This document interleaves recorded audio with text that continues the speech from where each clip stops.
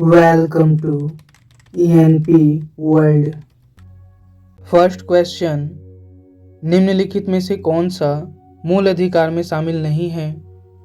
दिए गए ऑप्शंस है समानता का अधिकार, संपत्ति का अधिकार, शिक्षा का अधिकार, शोषण के विरुद्ध अधिकार। मौलिक अधिकार भारत के संविधान के भाग 3 के अनुच्छेद 12 से 35 में वर्णित भारतीय नागरिकों को प्रदान किए गए वे अधिकार हैं जो सामान्य स्थिति में सरकार द्वारा शामिल नहीं किए जा सकते और जिनकी सुरक्षा का प्रहरी सर्वोच्च न्यायालय है।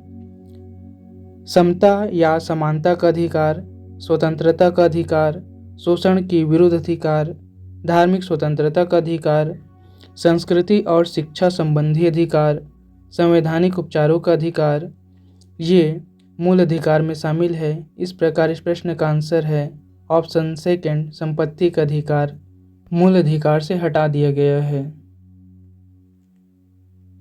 नेक्स्ट क्वेश्चन, निम्नलिखित में से कौन सा उद्देश्य नीति निर्देशक तत्व में निहित नहीं है? ऑप्शंस है लोक कल्याणकारी राज्य की स्थापना करना, राजतंत्र का प्रसार करना, मद्य निषेध हेतु प्रयास करना, सरकार के कार्यों की मूल्यांकन हेतु आधार बिंदु प्रदान करना। भारतीय संविधान के अनुच्छेद 36 से 51 तक में राज्य के नीति निर्देशक तत्व शामिल किए गए हैं। इस तरह इस प्रश्न का आंसर है ऑप्शन सेकंड, राजतंत्र का प्रसार करना। निम्नलिखित कथनों पर विचार कीजिए। पहला, मूल रूप से भारतीय संविधान में मूल कर्तव्य मौजूद थे। सेकंड, मूल रूप से भारतीय संविधान में मूल कर्तव्य का प्रावधान नहीं था। थर्ड, मूल कर्तव्य का प्रावधान भारतीय संविधान में 42वें संविधान संशोधन 1976 द्वारा जोड़ा गया था।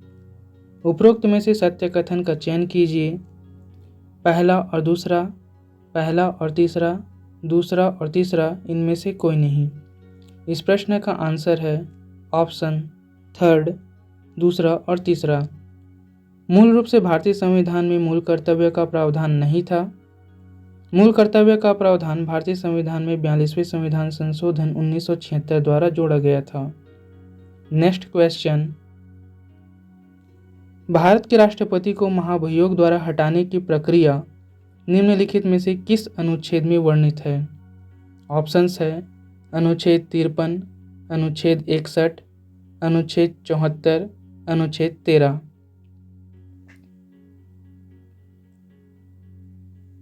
भारतीय संविधान के अनुच्छेद 61 के तहत भारत के राष्ट्रपति पर महाभियोग चलाने की प्रक्रिया निर्धारित की गई है। राष्ट्रपति को संविधान के उल्लंघन के लिए महाभियोग की प्रक्रिया द्वारा पद से हटाया जा सकता है। इसे संसद के किसी भी सदन द्वारा शुरू किया जा सकता है। इस प्रश्न का आंसर है ऑप्शन सेकंड, अनुच्छेद 61।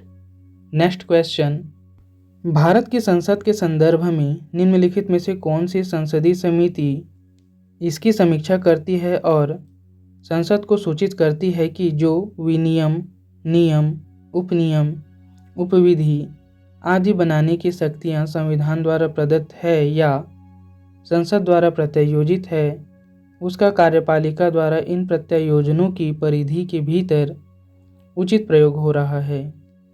दिए गए ऑप्शंस है सरकारी आश्वासनों संबंधी समिति, नियम समिति, अधीनस्थ विधान संबंधी समिति, कार्य सलाहकार समिति।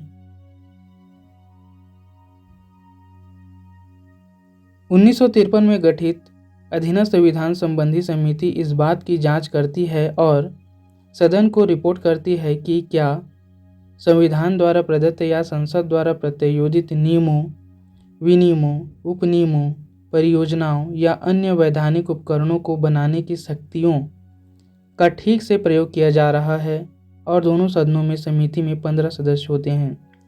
इस प्रश्न का आंसर है ऑप्शन थर्ड, अधीनस्थ विधान संबंधी समिति। गौतम बुद्ध ने अपना प्रथम उपदेश कहाँ दिया था?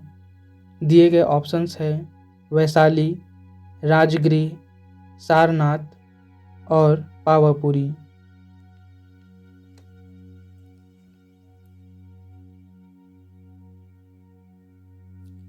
सारनाथ में भगवान बुद्ध ने अपना पहला उपदेश दिया था। यहीं से उन्होंने धर्मचक्र प्रवर्तन प्रारंभ किया था। इस प्रश्न का आंसर है option third, Sarnath. Next question, सम्राट अशोक के राज्यादेशों का सबसे पहले विकुटन अर्थात डिसाइफर किसने किया था? ऑप्शंस है George Buhler, James Prinsep, Max Muller, William Jones. James Prinsep 1837 में अशोक के शिलालेख को समझने वाला पहला था। इस तरह इस प्रश्न का आंसर है option second, James princess. Next question, निम्नलिखित में से कौन सा एक अन्य तीनों के समसामयिक नहीं था? दिए गए ऑप्शंस है बिंबिसार, गौतम बुद्ध, मिलिंद और प्रसेनजीत।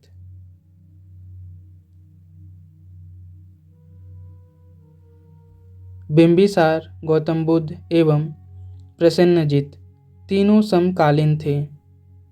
इनका समय 155 अथवा 150 से 130 ईसा पूर्व था, जबकि मिलिंद इनका समसामयिक नहीं था। इस तरह इस प्रश्न का आंसर है ऑप्शन थर्ड, मिलिंद। परम भागवत उपाधि धारण करने वाला प्रथम गुप्त शासक था। दिए गए ऑप्शंस है चंद्रगुप्त प्रथम, समुद्रगुप्त, चंद्रगुप्त द्वितीय और रामगुप्त।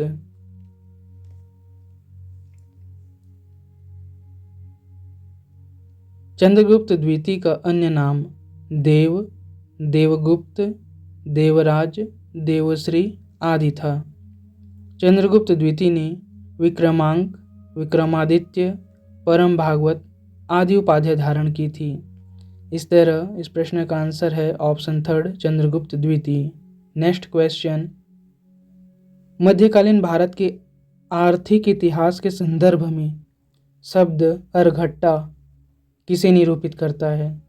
ऑप्शंस है बंधुआ मजदूर, सैन्य अधिकारी को दिए गए भूमि अनुदान, भूमि की सिंचाई के लिए प्रयुक्त जल चक्र, कृषि भूमि में बदली गई बंजर भूमि।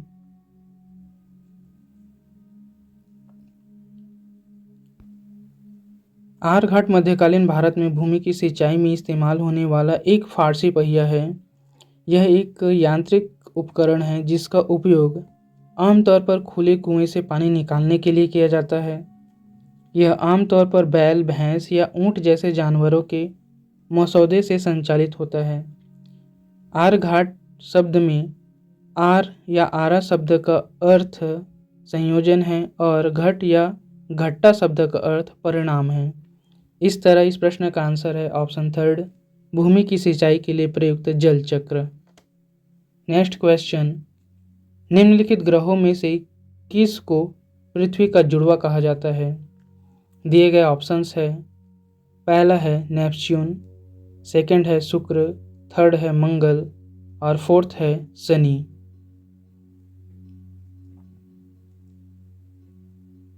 शुक्र को पृथ्वी का जुड़वा या पृथ्वी की बहन कहा जाता है। शुक्र को भोर का तारा एवं सांझ का तारा भी कहा जाता है। इस तरह इस प्रश्न का आंसर है ऑप्शन सेकंड, शुक्र। नेक्स्ट क्वेश्चन, ऊधम सिंह नगर जिला निम्नलिखित में से किस राज्य में है? दिए गए ऑप्शंस है पहला पंजाब, दूसरा उत्तराखंड, तीसरा उत्तर प्रदेश और चौथा राजस्थान।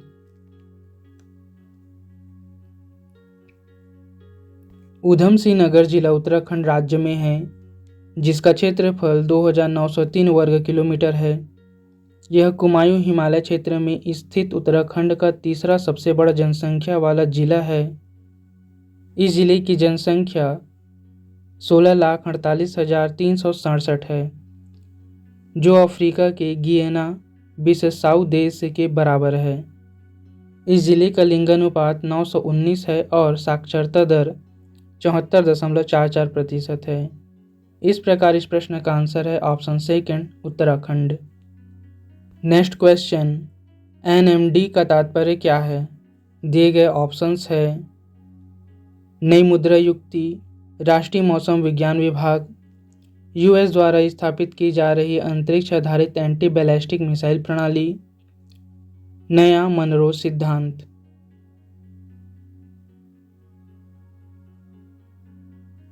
NMD का तात्पर्य नेशनल मेट्रोलॉजिकल डिपार्टमेंट या राष्ट्रीय मौसम विज्ञान विभाग है।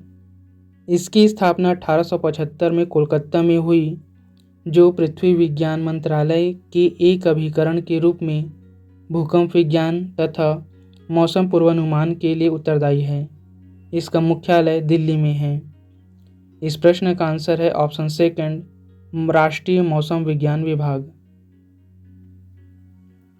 निम्नलिखित में से कौन सी नदी ज्वारंतमुख अर्थात एस्चुरी है? दिए गए ऑप्शंस है कृष्णा, महानदी, गोदावरी और नर्मदा।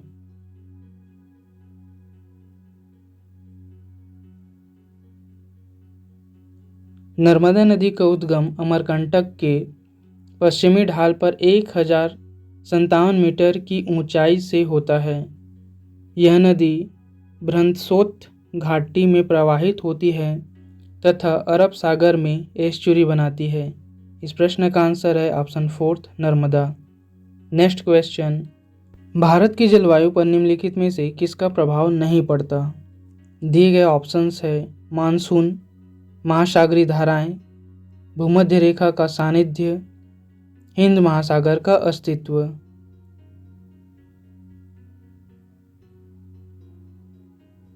भारत की जलवायु पर महासागरीय धाराओं का प्रभाव नहीं मिलता क्योंकि भारतीय भूमि कई जलवायु प्रकारों में बटी है।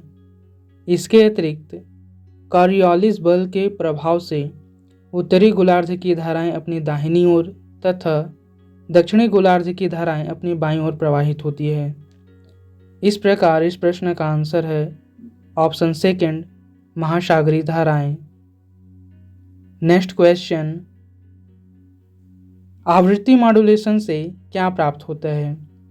दिए गए ऑप्शंस है नियत आवृत्ति, नियत आयाम, आवृत्ति और आयाम में परिवर्तन, केवल आयाम में परिवर्तन।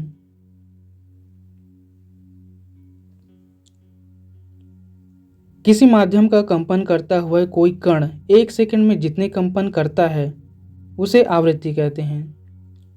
दोलन करने वाली वस्तु का अपने माध्य स्थिति में उत्तम विस्थापन को दोलन आयाम कहते हैं। आवृत्ति मॉड्यूलेशन में नियत आयाम प्राप्त होता है। इस तरह इस प्रश्न का आंसर है ऑप्शन सेकंड नियत आयाम। नेक्स्ट क्वेश्चन, निम्नलिखित में से कौन सा कार्बोहाइड्रेट है? दिए गए ऑप्शंस है nylon, cane sugar, turpentine, hydrogen peroxide.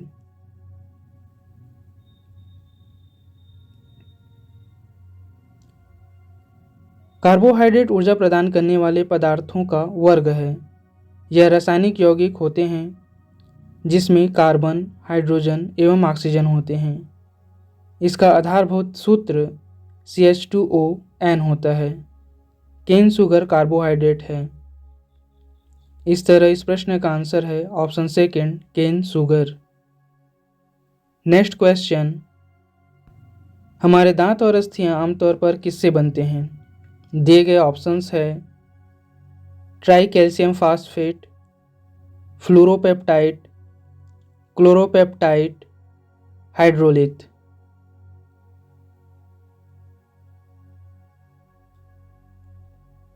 हमारे दांत और अस्थियां आमतौर पर ट्राई कैल्शियम फास्फेट से बनते हैं।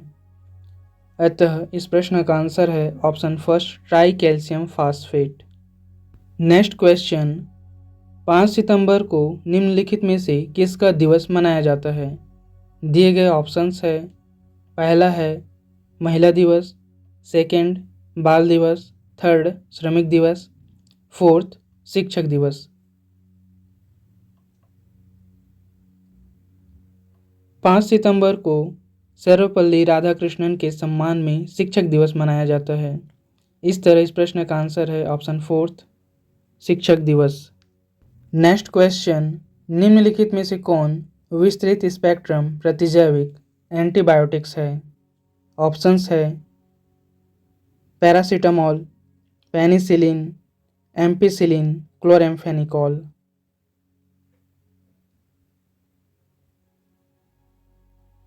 मानव शरीर में कृत्रिम रूप से प्रतिरोधक क्षमता उत्पन्न करने के लिए आजकल एंटीबायोटिक की खोज की जा चुकी है। एंटीबायोटिक्स बनाने की मुख्य स्रोत कवक और बैक्टीरिया है। एम्पिसिलिन विस्तृत स्पेक्ट्रम प्रतिजैविक है। इस प्रश्न का आंसर है ऑप्शन 3 एम्पिसिलिन। यदि आपका कोई सुझाव या प्रश्न है तो कमेंट कीजिए, वीडियो को लाइक, शेयर और चैनल को सब्सक्राइब कीजिए and press the bell icon for notification. Thank you for watching.